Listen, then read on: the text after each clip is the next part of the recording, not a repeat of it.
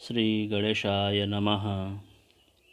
पूर्व के पाठ में आप लोग पढ़े कि यदि एक ही ग्रह केंद्र और त्रिकोण दोनों का स्वामी हो तो योग कारक होता ही है, परंतु यदि दूसरे त्रिकोण से भी उसका संबंध हो जाए तो वह और ज़्यादा योग कारक हो जाता है।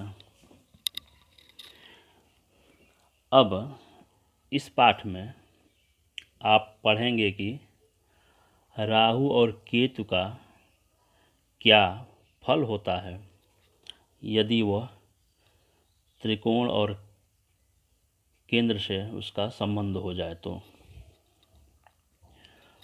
आचार्य कहते हैं कि यदि केंद्रे त्रिकोणे वा निवसेतां तमोग्रहौ नाथे नान्यतरेणापि संबंधाद योग कारकौ। कह रहे हैं कि तमोग्रहौ का तात्पर्य यहाँ पर है राहु और केतु। तो कह रहे हैं कि यदि केंद्रे त्रिकोणे वा, यदि राहु और केतु केंद्र में हो और त्रिकोणे से संबंध हो, अथवा त्रिकोण में हो और केंद्र से संबंध हो तो शुभ योग कारक होते हैं। कह रहे कि राहु और केतु जो हैं सभी लोग जानते हैं कि पापक ग्रह हैं, लेकिन उनका जो स्थान होता है उस पर निर्भर करते हैं कि वह पाप फल देंगे कि शुभ फल देंगे। तो अगर वह शुभ भाव में हो तो शुभ फल देते हैं, यदि वह अशुभ भाव में होते हैं तो अशुभ फल देते हैं। तो यहाँ पर आचार्य का यही तात्पर्य है कि केंद्र और त्रिकोण जो होते हैं वह शुभ भाव होते हैं और उनका संबंध अगर राहु केतु का हो रहा हो तो वह शुभ फल देते हैं। अर्थात यहाँ पर ये हो गया, यदि केंद्र में राहु हैं और त्रिकोण से संबंध है, अथवा त्रिकोण में राहु और केतु हैं और केंद्र से संबंध है तो वह शुभ योग कारक होते हैं। तो अब आप लोगों के सामने आप एक कुंडली चक्र का निर्माण कर सकते हैं आप, और उससे देख सकते हैं।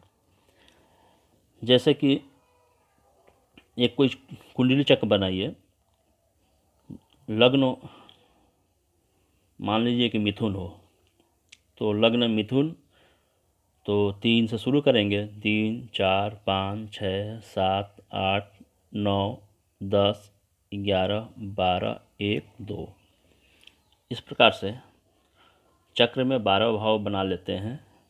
और मिथुन लग्न से शुरू किए हैं तो 3 से शुरू किए हैं। अब उसका जो चौथा भाव है इस कुंडली का, अर्थात जिसमें कन्या राशि है, उसमें आप राहु को बैठा दीजिए और उसी में शुक्र को भी बैठा दीजिए।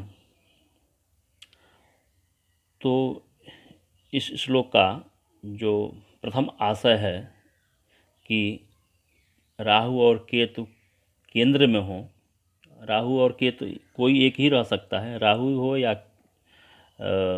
केतु कोई एक ही ग्रह रह सकता है, क्योंकि जहाँ राहु रहता है उससे सप्तम केतु होता है। तो इस कुंडली में राहु जो है चतुर्थ भाव में बैठा हुआ है शुक्र के साथ।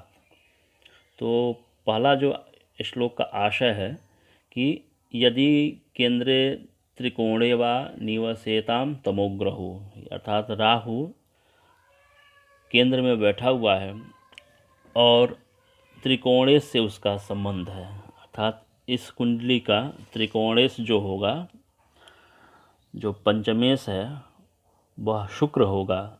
शुक्र जो है राहु के साथ बैठा हुआ है, तो उसका संबंध यहाँ पर बन रहा है, अर्थात राहु और शुक्र का संबंध है।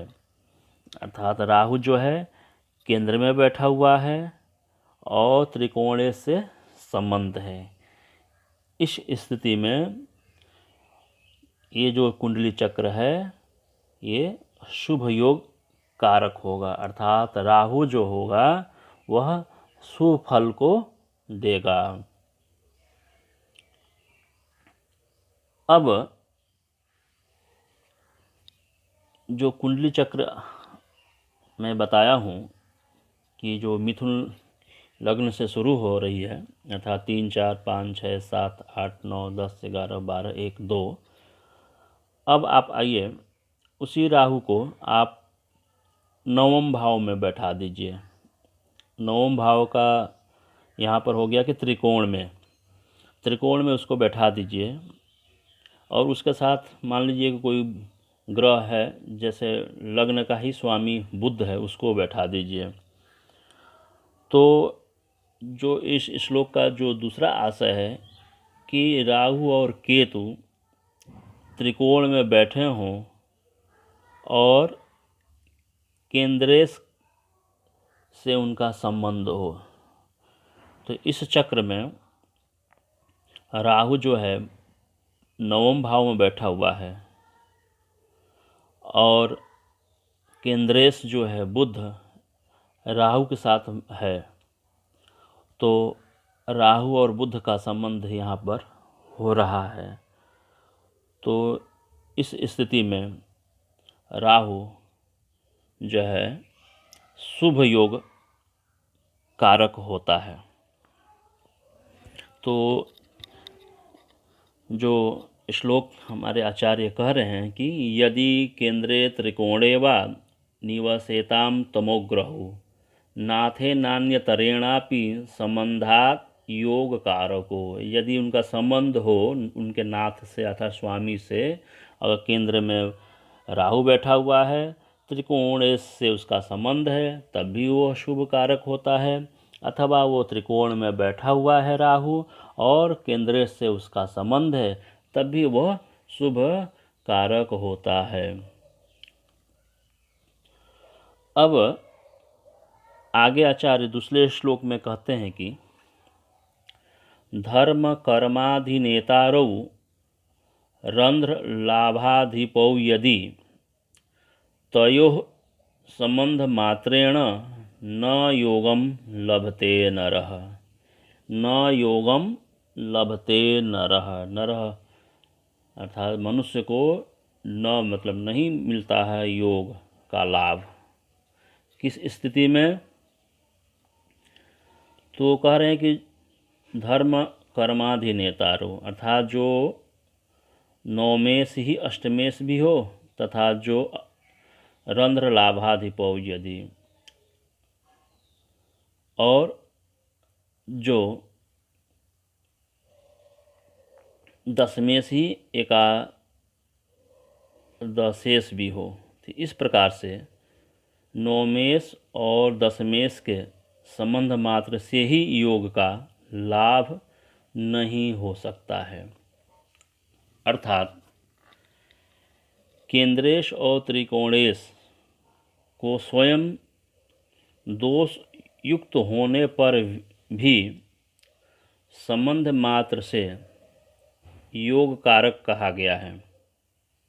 वह निचाद स्थान स्थित जन्य दोष समझना चाहिए, जो त्रिषडाय आदि स्थान के आधिपत्य होने पर संबंध मात्र से योग का भंग हो जाता है।